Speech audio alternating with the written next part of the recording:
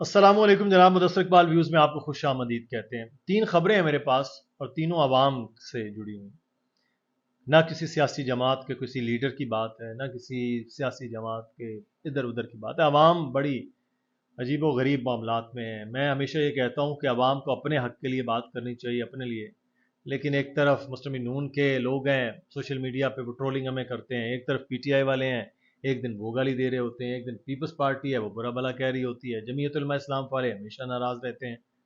بھائی، آپ کی اپنی جماعتیں بالکل ٹھیک ہیں، آپ رہیں، لیکن اپنے حق کے لیے تو سن لیں، اپنے حق کے لیے تو بات کر لیں۔ آج جو تینوں خبریں ہیں یہ سیاسی جماعتوں سے سب چیزوں سے ماورا ہیں، اس کو آپ اپنے حق کے لیے سنیں۔ بات جو ہے وہ تین خبروں کی عوام کے، میں تینوں خبروں سے متعلق آپ کو باری باری بتاتا ہوں، لیکن بڑا دکھ اور بڑی تکلیف میں جب یہ پڑھ رہا تھا میں کہتا یار اس ملک میں عام آدمی کے لیے کوئی چیز نہیں ہے۔ میں نے چند دن پہلے ایک ویڈیو میں ایک جملہ بولا تھا، لوگوں نے بہت زیادہ اس کو سراہا بھی اور بہت زیادہ بات کی، کچھ لوگ بڑے ناراض ہوئے۔ میں نے یہ کہا تھا کہ جب حکومتیں ہوتی ہیں، ادارے ہوتے ہیں، طاقتور لوگ ہوتے ہیں، جب انہوں نے اپنی مراد لینی ہوتی ہیں تو وہ خود فیصلہ کر لیتے ہیں، اور جب عوام کی بات ہوتی ہے، ان کو ریلیف دینا ہوتا ہے، تو وہ کہتے ہیں آئی ایم ایف سے پوچھتے ہیں کہ آئی ایم ایف اگر اجازت دیتا ہے تو عوام کو ریلیف دیں گے۔ آج بھی یہ کچھ ایسا ہی معاملہ ہے۔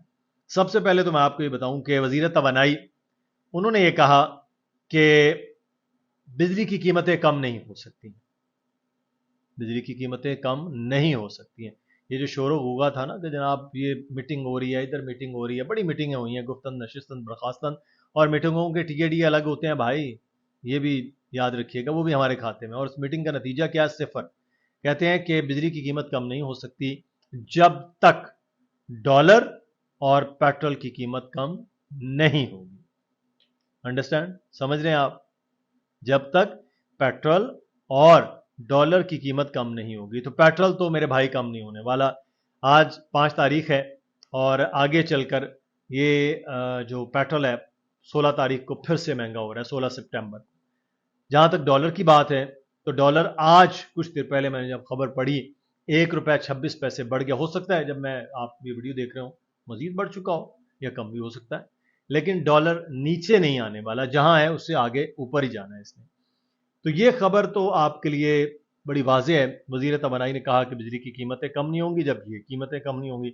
اس میں آپ کو ایک تھوڑا لطیفہ یاد آ جاتا ہے کہ کسی کامے نے چودھری کی بیٹی کا رشتہ مانگ لیا ان کے گھر جا کر، تو چودھری نے اپنے ملازموں سے خوب اس کی پٹائی کروائی، تو وہ کپڑے شپڑے جھاڑ کے اٹھا اور اس نے کہا کہ چودھری صاحب پھر میں انکار ہی سمجھوں؟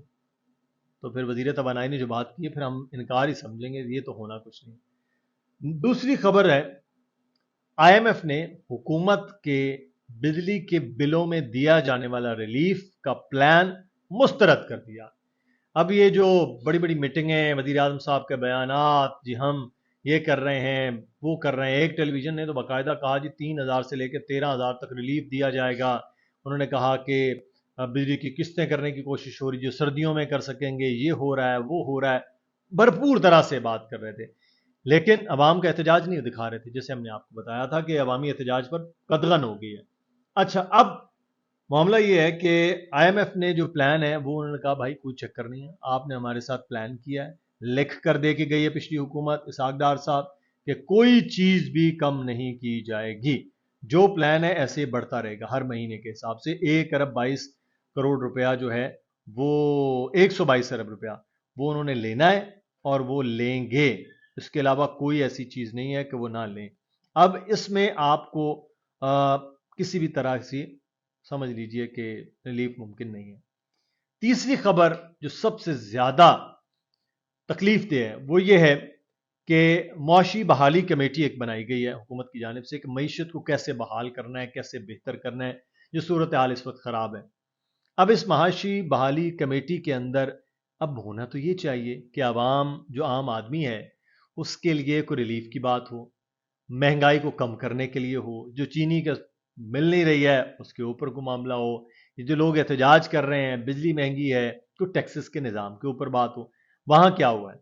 معاشی بحالی کمیٹی نے یہ کام کیا ہے کہ سٹاک کمپنیوں کو ریلیف دیا جائے گا. سٹاک ایکسچینج میں جو کمپنیز کام کرتی ہیں، جو سرمایہ کاری کرتی ہیں، ان کے ریلیف کے لیے کام جو ہے وہ کیا جا رہا ہے. اور ساتھ ہی ساتھ سٹاک ایکسچینج کے ساتھ ایس سی سی پی کو کہا ہے کہ آپ زیادہ چیزوں کو آسان کریں، میکسیمم لوگ اس میں رجسٹرڈ ہوں، سٹاک ایکسچینج کمپنیز میں آئیں. کیوں سٹاک ایکسچینج بہتر ہو رہی ہے؟ سٹاک ایکسچینج بہتر ہو رہی ہے، یہ ہم آؤٹ لک دکھاتے ہیں جناب، یہ دیکھیں ہمارے اتنا بہتر ہوگی، اتنی معیشت زبردست ہو گئی ہے.